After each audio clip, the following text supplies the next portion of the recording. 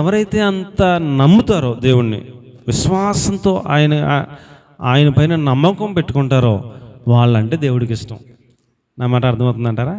వాళ్ళంటే దేవుడికి ఇష్టం. నాకేదైనా కష్టం వచ్చినా, మీకేదన్నా, మీలో ఎవరికి ఏదైనా కష్టం వస్తే ఆ కష్టంలో మనం, నా కష్టంలో నన్ను ఆదుకోగలిగిన సమర్థుడు నా దేవుడని ఆయన మీద నమ్మకం పెట్టుకోండి. ఏం పెట్టుకోవాలి చెప్పండి? నమ్మకం పెట్టుకోండి. మీ సమస్యను ప్రభువుతో చెప్పుకోండి, పరిశుద్ధులతో చెప్పుకోండి, పాస్టర్ గారికి చెప్పుకోండి, ప్రార్థనలో ఏకీభవించండి, విశ్వాసం కలిగి ఉండండి.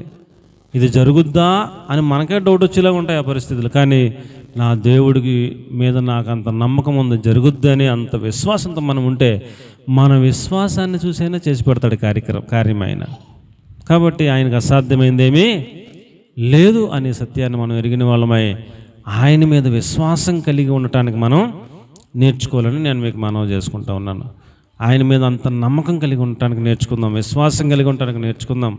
ఏమండి, అబ్రహాము ఆయన మాటను నమ్మి ఉన్న ఊర్లో ఏదో బొమ్మలు చేసుకుని అమ్ముకున్నాడంట. అవన్నీ పాత్రలను అమ్మేశాడు. ఇంట్లో అక్కడ ఉన్న ఏమేమన్నా అన్నీ అమ్మేశాడు. తులం పొలం జేబులో పెట్టుకున్నాడు. వాళ్ళ నాన్నగారిని తీసుకున్నాడు. దేవుడు రమ్మన్నాడు, ఎక్కడికి రమ్మంటాడో చెప్పలేదు, ఏ ఊరో చెప్పలేదు, దారేటో చెప్పలేదు, గూగుల్ మ్యాప్ ఇవ్వలేదు. నేను చూపించానో దేశం, అక్కడికి వచ్చాయన్నాడు అంతే. ఆయన మాటిని స్వరమిని కూడబడి వెళ్ళిపోయాడు అంతే మనోడు. అంత నమ్మాడు కాబట్టే ఆ ఒక్క అబ్రహాముని ప్రపంచానికి ఆశీర్వాదకరమైన పితామహుడిగా, విశ్వాసులకు తండ్రిగా దేవుడు నిలబెట్టాడు. ఆయన పిల్లలకి కనాను దేశాన్ని ఇచ్చాడు. వాళ్ళ ద్వారా ప్రపంచాన్ని ఆశీర్వదిస్తున్నాడు. ఇంత దేశం ఉంటుంది ఇజ్రాయెల్ దేశం, కానీ ప్రపంచంలో ఎక్కడ లేని టెక్నాలజీ వాళ్ళ దగ్గర ఉంటుంది. ప్రపంచంలో ఎన్నో దేశాలు ఆ దేశాన్ని యుద్ధంలో ఓడిందామని బయలుదేరి ఓడిపోయారు, కానీ ఎవడం గెలవలేదు. అంత తెలివితేటలు వాళ్ళకి దేవుడు ఇస్తాడు, అంత జ్ఞానం ఇస్తాడు ప్రతి పనిలో కూడా. కాబట్టి ఆయనందు విశ్వాసం ఉంచిన వాడు సిగ్గుపరచబడడు. ఆయనందు విశ్వాసం ఉంచిన వాడు దేవుడికి ఇష్టడుగా మారిపోతాడు. అలాంటి ఇష్టడైన వారిని ఆయన ఎటువంటి పరిస్థితుల్లో అయినా తప్పిస్తాడు, విడిపిస్తాడు. కాబట్టి మొట్టమొదటి పాయింట్లో మనం విజ్ఞాపనకర్తలుగా మారితే ఇష్టమైన వ్యక్తులుగా అవుతాం దేవునికి. రెండవ పాయింట్లో ఏమండి, దేవుని పైన విశ్వాసం ఉంచే వారిగా మనం తయారవ్వాలి అని నేను మనవి చేసుకుంటా ఉన్నాను. ఎంత విశ్వాసం అంటే, అబ్రహాము విశ్వాసాన్ని బట్టి దేవుడు అబ్రహాముని ప్రపంచానికి ఆశీర్వాదం కనుక చేశాడు.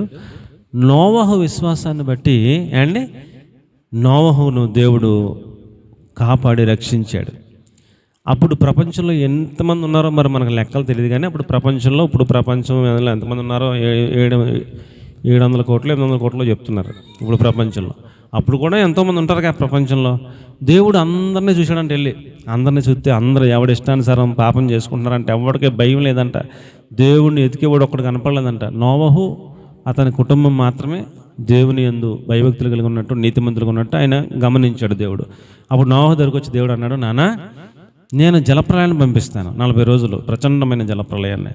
అప్పుడు ఈ భూమి అంతా కూడా నీళ్ళతో నిండిపోతే అందరూ చచ్చిపోతారు. కాబట్టి నీవు నీ కుటుంబం కోసం ఒక ఓడ తయారు చేసుకో. ఆ ఓడ ఇంత వెడల్పు ఉండాలి, ఇంత పొడుగు ఉండాలి, ఇన్ని అరలు ఉండాలి, ఇన్ని అంతస్తులు ఉండాలి, చితిసారక పునాలతో చేయాలి, ఇలా చేయాలి అలా చేయాలి లెక్కలన్నీ చెప్పాడు దేవుడు. మనోడన్నీ కూడా నోట్ చేసుకున్నాడు, బ్రైల్లో నోట్ చేసుకున్నాడు. అప్పుడు పేపర్ల పెన్లో లేవు కదా, ఎలాగా ఆయన గుర్తుపెట్టుకుని దేవుడు చెప్పిన మాటలన్నీ నమ్మాడు. అంతకుముందు ఎప్పుడు వర్షం పడలేదంట. వర్షం ఎలాగ ఉంటుందో తెలియదు, కానీ దేవుడు చెప్తున్నాడు వర్షాన్ని పంపిస్తాను, మొత్తం నెలంతా మునిగిపోద్ది, మొత్తం ప్రపంచం అంతా మునిగిపోద్ది. నీవు నీ కుటుంబం రక్షింపబడాలంటే వాడని తయారు చేసుకుంటే ఎవరిని నమ్ముతాడు సార్? వర్షం ఎప్పుడు పడలేదు కదా ప్రభువా, వర్షం అంటే పెట్టి ఎలాగ ఉంటుంది ఏంటి అని ప్రశ్న లేలే. ఆయన చెప్పాడు, ఈయన నమ్మాడు, అంతే. మనం కూడా ఆ స్టేజ్కి రావాలి. దేవుడు చెప్పాడు, నేను నమ్మాను, అంతే. అలాంటి విశ్వాసంలోకి వచ్చేస్తే నువ్వు ఎక్కడ ఎటువంటి కష్టంలో ఉన్నా నిన్ను తప్పించడానికి, విడిపించడానికి ఆయన ఎంత రిస్క్ అయినా తీసుకుంటాడు. ఆయన పైన అంత నమ్మకం నీకుంటే. మనోడు నమ్మాడు, భార్యకి చెప్పాడు. ఈతను నమ్మాడంటే ఓకే, స్వరం డైరెక్ట్గా వినపడింది కాబట్టి. భార్యకి ఇస్తే ఏ భార్యన్నా నమ్ముతుందా? వర్షం ఎప్పుడన్నా వచ్చిందా? అలా పిచ్చాడు అయ్యావా? వర్షం అర్థం ఏంటి, జలప్రలయం ఏంటి, ప్రపంచం అంతా మునిగిపోతాం ఏంటి, వాడక అర్థం ఏంటి, వాళ్ళలో మనం ఉంటే రక్షణ పొందుతాం ఏంటి, ఏం మాట్లాడుతున్నావు నువ్వు అని భార్య తిరుగుబాటు చేయాలి. భర్త చెప్పాడు, భార్య కూడా నమ్మింది, అది విశేషం. పోనీ భార్య నమ్మింది, 3 కొడుకులు కేకేశాడు. కొడుకులు చెప్తే కొడుకులు నమ్ముతారా? ఇదేంటి నాన్న ఏదో భక్తి అన్న అంటే మేము కూడా భక్తి అనుకున్నాం, నువ్వు ఇలా పిచ్చిగా మాట్లాడతావేంటి, వాడంటావేంటి, జలపల్లం అంటావేంటి, వాళ్ళు వర్షం ఎప్పుడు వచ్చిందా, ఏం మాట్లాడుతున్నావు నువ్వు అని అనాలా? వాళ్ళ కొడుకులు కూడా నమ్మారంట. కొన్ని కొడుకులు నమ్మితే నమ్మారు, ముగ్గురు కోళ్ళకి ఏకేశాడు, వాళ్ళకి చెప్పాడు. కొడుకులు కాబట్టి నమ్మారు, కోళ్ళని నమ్ముతారు అక్కడ అసలు ఎక్కడన్నా? కోళ్ళకు కూడా దేవుడు నాకు కనపడ్డాడమ్మా, జలపల్లి పంపిస్తానన్నాడమ్మా, వాడు తీసుకోమన్నాడమ్మా, వాడు చేసుకుంటేనే మనం రక్షణ పొందుతామంటమ్మా, వాళ్ళకి ఎవడొచ్చినా రక్షణ పొందుతాడంట, వాళ్ళకి రాకపోతే నశించిపోతామంట, వాడు కట్టుకోమనడం అంటే వాళ్ళు నమ్మారు.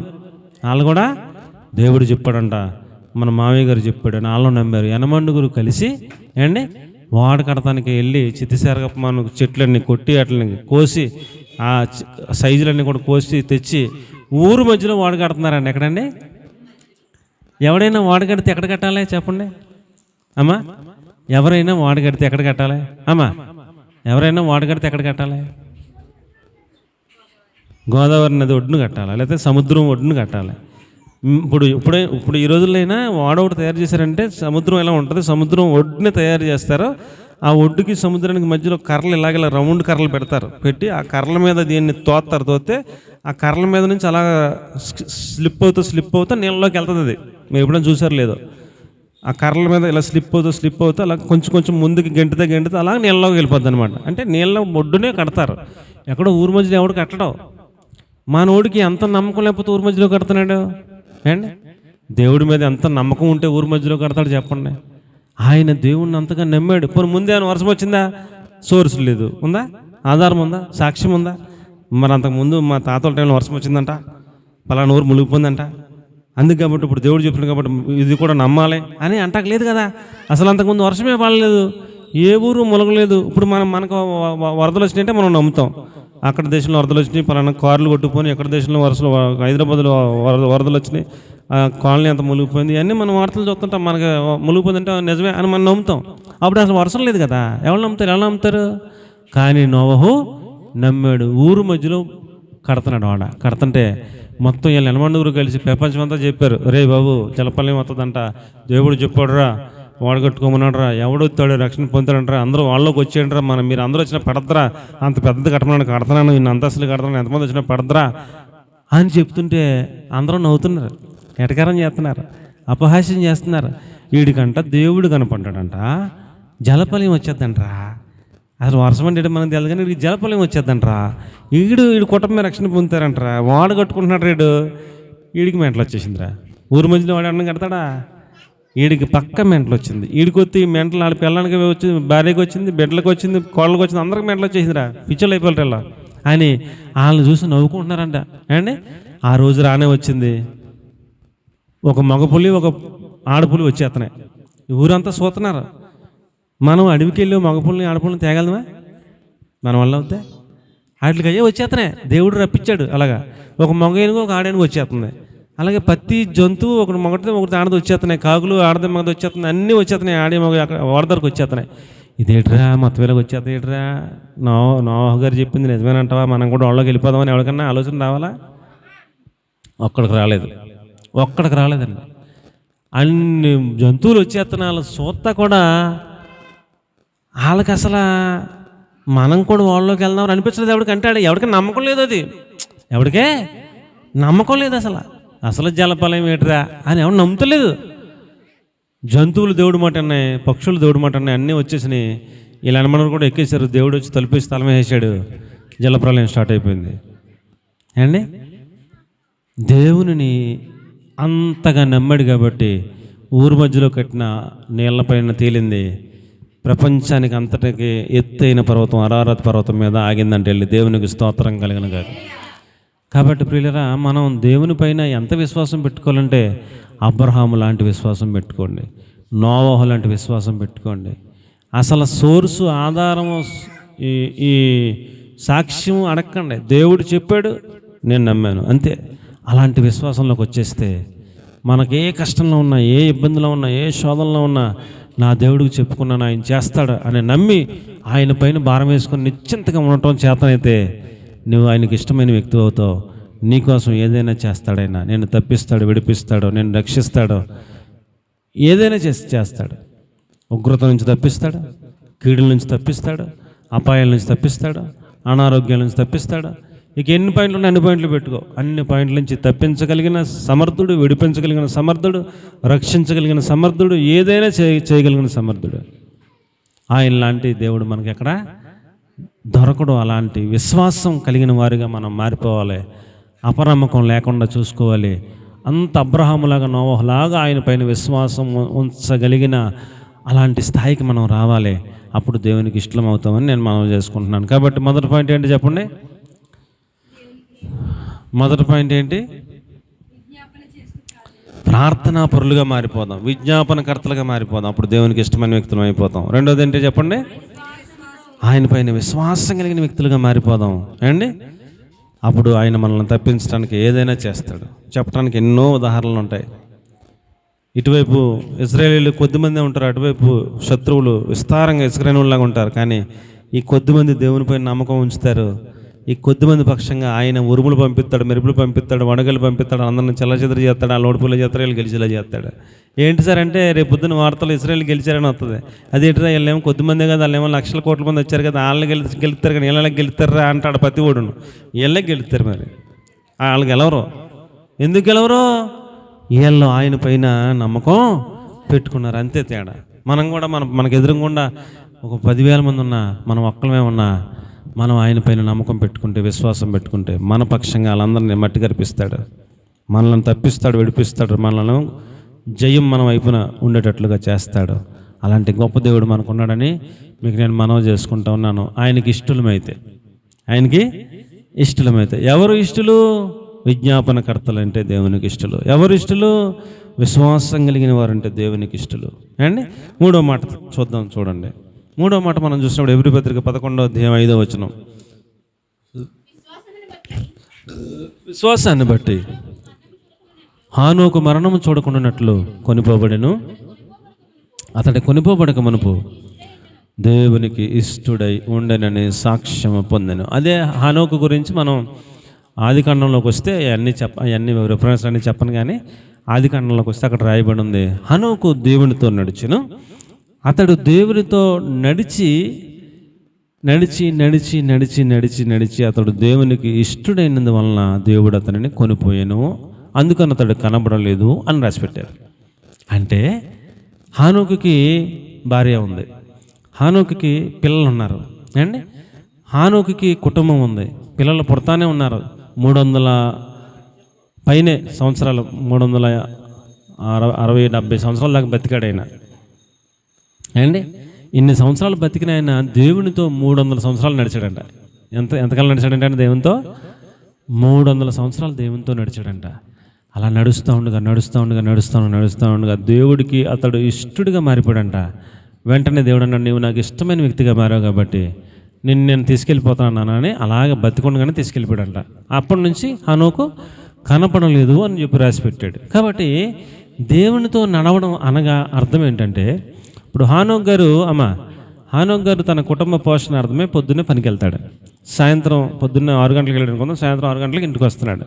ఇంటికి వస్తుంటే దారిలో దేవుడు ఆపి నేను సర్వశక్తి కలిగిన దేవుణ్ణి అని చెప్పాడు, పరిచయం చేసుకున్నాడు. హానోక్ కూడా అవునా దేవా అని మాట్లాడుతూ మొదలుపెట్టాడు.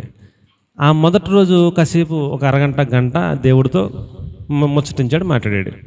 రెండో రోజు కూడా అక్కడికి వచ్చాక ఆగిపోయాడు. ఇంటికి వెళ్ళకుండా ఆగిపోయినా దేవుడు వస్తాడు కదా ఇక్కడికి అని ఆగిపోయాడు. దేవుడు నా కోసం నా బిడ్డ చూస్తున్నాడని ఆయన మళ్ళీ వచ్చాడు. అలాగా ఆయనతో మాట్లాడుతున్నాడు, 1-2 గంటలు మాట్లాడేటప్పుడు ఇంటికి వెళ్తున్నాడు. అలాగా ఎన్ని సంవత్సరాలు ఏంటండి? 300 సంవత్సరాలు దేవుడితో నడిచాడు. ఒక్కరోజు కూడా దేవుడిని అక్కడ మర్చిపోలేదు, ఇంటికి వెళ్ళిపోలేదు. దేవుడి కోసం ఆగాడు, వెయిట్ చేశాడు. దేవుడు వచ్చాక దేవుడితో ముచ్చటించి మాట్లాడి సంభాషించి అప్పుడు ఇంటికి వెళ్ళేవాడు. అది మనం నేర్చుకోవాలి. దేవుడితో నడవటం అంటే మనం కూడా ఉదయం 6 గంటలు లేస్తాం, సాయంత్రం 6 అయ్యే వరకు లేకపోతే 10 అయ్యే వరకు కూడా మనకు పనులు ఉంటాయి అండి. ఒకదాని తర్వాత పనులు వెంటనే ఉంటాయి. అన్ని పనులు చేసుకుంటాం అండి. మనకు సీరియల్ చూస్తే టైం ఉంటుంది, సినిమా చూస్తే టైం ఉంటుంది, షార్ట్స్ చూస్తానికి టైం ఉంటుంది, ఇంటి పక్కలతో మాట్లాడుతున్న టైం ఉంటుంది, ఫోన్లో మాట్లాడుతున్న టైం ఉంటుంది, అన్నిటికీ టైం ఉంటుంది. కానీ దేవుడితో నడుపుతాకు మాత్రం టైం ఉండదు. అవునా కదా అండి? రోజుకి 24 గంటలు కాబట్టి 24 గంటల్లో దశమ భాగం కనీసం 3 గంటలు,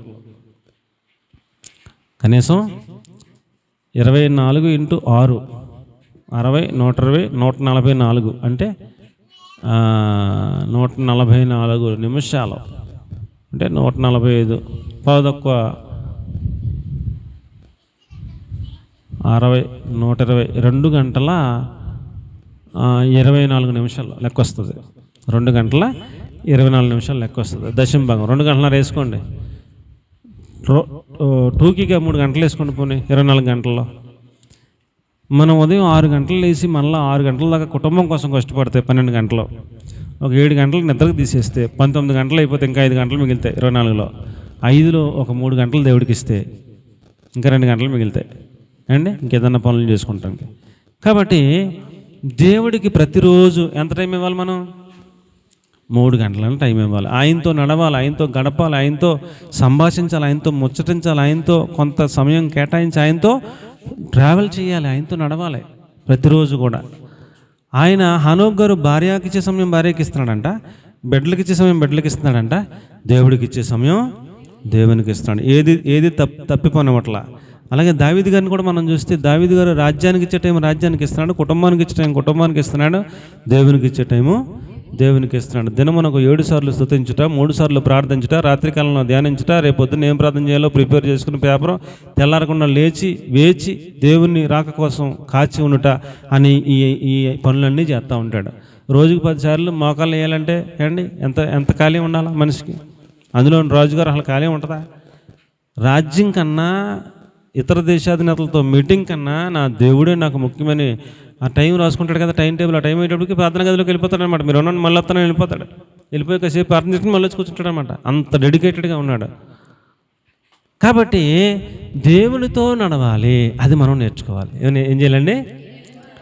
మొదటిగా విజ్ఞాపనలు చేయాలి, రెండవదిగా విశ్వాసం కలిగి ఉండాలి, మూడవది దేవునికి ఇచ్చే టైం దేవునికి ఇచ్చి ఆయనతో సహవాసం చేయాలి, నడవాలి, ఆ పాఠం నేర్చుకోవాలి. అప్పుడు దేవుడికి ఇష్టమైన వ్యక్తులం అవుతాం. ఉత్తినే ఇష్టపడ్డ దేవుడు ఉత్తినే ఇష్టపడ్డాం. ఉత్తినే నిన్ను తప్పించడానికి విడిపించడానికి రిస్క్ కూడా ఆయన తీసుకోడు. నీవు దేవునికి ఇష్టడు అయితే నిన్ను తప్పిస్తాడు, విడిపిస్తాడు, నీ కోసం ఏదైనా చేస్తాడు ఆయన. ఆయనకి స్విచ్ చేయమ్మా, ఫ్యాన్ స్విచ్. ఆయనకి ఇష్టమైతే అదే ఓకే ఆయనకి ఇష్టమైతే అమ్మా ఆయన మనల్ని విడిపిస్తాడు, తప్పిస్తాడు. ఎప్పుడు ఎలాగైతే ఇష్టమవుతామన్నాడు అండి, ఎలాగైతే ఇష్టమవుతామంట? విజ్ఞాపన చేస్తే, విశ్వాసం కలిగి ఉంటే, తర్వాత ఆయనతో సహవాసం చేస్తే. ఎలా సహవాసం చేయాలి?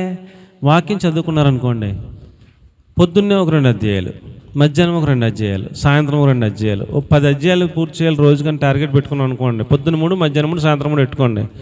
ఈ 3, 10 అధ్యాయాలు చదివితే గంట పడుతుంది. ఎంత పడుతుందమ్మా?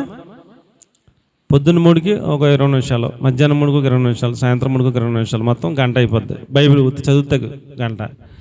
మనం వంట వండుకుంటానే పాటలు పాడుకోవచ్చు కదా. ఏదైనా పాట పుస్తకం తీసుకుని వంట వండుకుంటానంటాం, ఆ పాట పూర్తిగా పాడేసుకుంటాం మనం అండి. ఒక పాటకి 5 నిమిషాలు, అలా రోజుకి ఓ 10 పాటలు పాడండి. పోనీ 10, 5, 50 నిమిషాలు, అదొక గంట అయిపోయిందా? 2 గంటలు. పొద్దున్న పావు గంట, మధ్యాహ్నం పావు గంట, సాయంత్రం పావు గంట ప్రార్థన చేస్తామా చేయమా? చేస్తాం కదా. అదొక గంట అవుతుంది కదా, ఇంచుమించుగా సరిపోద్ది కదా. దేవునితో నడుస్తున్నామా లేదా అనేది ఎప్పటికప్పుడు బ్యాలెన్స్ చేసుకోవాలి. నాకు ఎక్కువ పనులు ఉన్నాయి కదా అని మొత్తం దేవునికి ఇచ్చే సమయాన్ని కట్ చేసి నువ్వు ఇంకో దానికి పెడితే నువ్వు దేవునికి ఇష్టరాలుగా ఉండలేవు. నీకు దేవుడు 24 గంటలు ఇచ్చాడు, 24 గంటల్లో నీ పనులు చేసుకో, నీ కుటుంబం కోసం కష్టపడు, కానీ దేవునికి ఇచ్చే సమయం దేవునికి ఇచ్చేయవలసిందే. మొదటి స్థానం ఆయనకి ఇచ్చేవలసిందే, ఆయన వాక్యానికి సమయం ఇచ్చేవలసిందే, ఆయన ప్రార్థనకి సమయం ఇచ్చేవలసిందే, ఆయన్ని కీర్తించడానికి స్తుతించడానికి సమయాన్ని ఇచ్చేవలసిందే. 3 గంటలు ఇచ్చేస్తే దేవునికి ఇష్టమైపోతాం అండి, ఆయనతో నడిచిన వాళ్ళం అవుతాం. ఆయన ఒక పక్కన భార్యను చూసుకుంటాడు. కొంతమంది అండి ఉద్యోగం అంటారు, భార్యను పట్టించుకోరు. ఉన్నారా లేరు అలాంటి వాళ్ళు? ఎప్పుడో పొద్దున్న తెల్లరగడ వెళ్ళిపోతాడు, రాత్రి 11కి వస్తాడు, ఇలాగా భార్య పడుకుంటుంది. పోను వచ్చాకైనా ఆవిడతో కాసేపు మాట్లాడదాం అనుకోడు, కసిపుసిలాడిపోతాడు, కేకలేసేస్తాడు అండి. ఆవిడ కూడా ఇంకెందుకు వచ్చిందిలే మా ఎత్తంతో అని ఆవిడ కూడా సైలెంట్గా పడుకుంటుంది. ఇంకా మా ఆయన ఎప్పుడు వస్తాడని ఎదురు చూసి ఇలాగ ఉండాలి కదా. వచ్చాక కాసేపు మాట్లాడాలి కదా, ఎలాగ ఉందో ఏంటి, భోజనం చేసావా, పొద్దున్న తిన్నావా, మధ్యాహ్నం తిన్నావా, సాయంత్రం తిన్నావా నా కోసం చూడకు, టైంకి తిను, ఆరోగ్యం కాపాడుకు, ఎలా ఉంటుంది, బాగుంటుందా, పిల్లలు ఎలా ఉన్నారు, ఇవన్నీ మాట్లాడుకోవాలి కదా. ఆవిడకి ఇచ్చే టైం కాసేపు ఇవ్వాలి కదా. ఆవిడేదో చెప్పింది ఏదో వినాలి కదా. ఆవిడేదో పొద్దున్న సాయంత్రం జరిగిందంతా చెప్తుంటుంది. అది శ్రద్ధగా ఒక 5-10 నిమిషాలు వినాలి. వింటే వాళ్ళు కూడా తేలికపడిపోతారు. నా మాట అంతా వింటాడు మా ఆయన అని సంతోషపడిపోతారు. ఒక మాట చెప్పనివాడు కసిపుసి అంటాడు అండి. అసలు ఆ సమయం ఇవ్వడం భార్యకి, ఆవిడకి ఇంటి నిండా సామాన్లు తెచ్చిపెట్టయితే సంతోషం అయిపోద్దా? ఇదేం భర్త బాబు వీడియో ఎంత శాడిస్ట్లాగా ఉన్నాడని ఆవిడ దుఃఖపడుతుంది, ఏడుతుంది, బాధపడుతుంది, సంతోషంగా ఉండదు. కొంతమంది భార్యకి ఇచ్చే టైం భార్యకి ఎవరు డ్యూటీ అంటారు. పిల్లలకు కూడా టైం ఎవరు, పిల్లలకు కూడా టైం ఎవరు. ఒక 5 నిమిషాలు పిల్లడితో మాట్లాడరు, పిల్లతో మాట్లాడరు. ఇక ఎంతసేపు డ్యూటీ డబ్బు. ఇదే చిన్న షార్ట్ ఫిల్మ్ చూశాను నేను. పిల్లోడు ఆడి పుట్టినరోజుకి వాళ్ళ నాన్నకి జీతం ఎంత అని కనుక్కున్నాడు. సంవత్సరం క్రితమే 1000 రూపాయలు జీతం అని చెప్పారు వాళ్ళమ్మ. వీడు ప్రతిరోజు వాళ్ళ అమ్మ ఇచ్చిన డబ్బులన్నీ దాచుకున్నాడు. 1000 రూపాయలు ఎప్పుడవుతాయా అని. 1000 రూపాయలు అయినాయి ఆడికి. రోజుకి 10 ఎంత ఇస్తుంది అనుకుంటా వాళ్ళ అమ్మ. 1000 రూపాయలు అయిపోయినాయి. రేపు పొద్దున్న పుట్టినరోజు అని కాడు వాళ్ళ అందరికి వెళ్ళి అంటున్నాడు, డాడీ రేపు పొద్దున్న నువ్వు పనికి వెళ్ళకన్నాడు. నేను పనికి వెళ్ళకపోతే అలాగా 1000 రూపాయలు పోతాయి అన్నాడు వాళ్ళ నాన్న. డాడీ రేపు పొద్దున్న నా పుట్టినరోజు, నువ్వు పొద్దున్న నుంచి సాయంత్రం దాకా నాతోనే ఉండి డాడీ, నీ జీతం నేను ఇస్తాను డాడీ, ఇదిగో డాడీ అని వెళ్ళి దాచుకున్న డబ్బులు అంత తెచ్చి 1000 రూపాయలు ఇచ్చాడు. అంటే డాడీ ఏం కోరుకుంటున్నాడు? నాతో కాసేపు ఉండు డాడీ అని కోరుకుంటున్నాడు. ఎటెలకాలం డ్యూటీ, కొడుకు ముచ్చట్లేదు, కూతురు ముచ్చట్లేదు, కాసేపు ఎత్తుకోవు, కాసేపు మాట్లాడు, కాసేపు ముచ్చటచ్చు, సైకిల్ మీద అక్కడ తీసుకెళ్ళవు, బండి మీద అక్కడ తీసుకెళ్ళవు, కానీ స్కూల్కి తీసుకెళ్ళవు, స్కూల్ నుంచి తీసుకురావు, వాళ్ళకి ఆటో పెట్టేస్తావు, ఆటో ఒకటి తీసుకొచ్చేస్తాడు, ఆటో ఒకటి తీసుకెళ్ళిపోతాడు. ఇక నీకు వాళ్ళకి రిలేషన్ ఏమి అక్కర్లా. కష్టపడిపోతున్నాను, సంపాదించేస్తున్నాను అంతేగాని పిల్లలతో సమయం గడపరు, భార్యతో సమయం గడపరు. ఇక దేవుడితో సమయం గడుపుతారు. ఇలా దేవుడితో కూడా సమయం గడపరు. ఇంకెంతసేపు సంపాదించడం, తిరగటం, ఇంకింతే, కష్టపడిపోతాం అనుకుంటాం అంతే. మనం భార్యకి ఇచ్చే సమయం భార్యకి ఇవ్వాలి, పిల్లలకి ఇచ్చే సమయం పిల్లలకి ఇవ్వాలి, దేవునికి ఇచ్చే సమయం దేవునికి ఇవ్వాలి, దేవునితో నడవాలి, కుటుంబంతో నడవాలి, అన్నీ సమపాలలో చూసుకోవాలి. అప్పుడు దేవుడితో నడిచి దేవుడికి ఒక రోజుకి ఇష్టమైపోతామంట మనం. అప్పుడు తీసుకెళ్ళిపోతాడంట ఆయన దగ్గరికి నాకు ఇష్టంగా మారిపోయే కూతురా కొడుక వచ్చే నా దగ్గరికి తీసుకెళ్ళిపోతాడంట. కాబట్టి మనం దేవునికి ఇష్టంగా మారాలంటే ఏం చేయాలి చెప్పండి? విజ్ఞాపన చేసి ఇష్టంగా మారాలి. విశ్వాసం కలిగిన వారుగా, అబ్రహాములాగా, నోవహులాగా విశ్వాసం కలిగిన వారుగా ఆయనకి ఇష్టంగా మారాలి. మూడవది, ఆయనతో నడుచుట ద్వారా ఇష్టంగా మారాలి. అప్పుడు మనల్ని తప్పిస్తాడు, విడిపిస్తాడు, ఏదైనా చేస్తాడు. దాని తర్వాత 4వ పాయింట్ ఎస్తేరు 13. త్వరగా 2-3 మాటలు చెప్పేసి నేను ముగించేస్తాను. ఎస్తేరు 13. మొర్దెకై తన దేశస్థులతో చాలామందికి యూదుడైన మొర్దెకై రాజైన అహష్వేరోషునకు ప్రధానమంత్రిగా ఉండి తన వారందరితో సమాధానంగా మాట్లాడుతూ తన జనుల యొక్క క్షేమమును విచారిస్తూ యూదులలో గొప్పవాడిగా ఉన్నాడు, చాలామందికి ఇష్టడుగా ఉన్నాడు అన్నాడు. కాబట్టి మనం ఏమండి దేశస్తుల్లో చాలామందికి ఇష్టడైపోయాడంట ఆయన.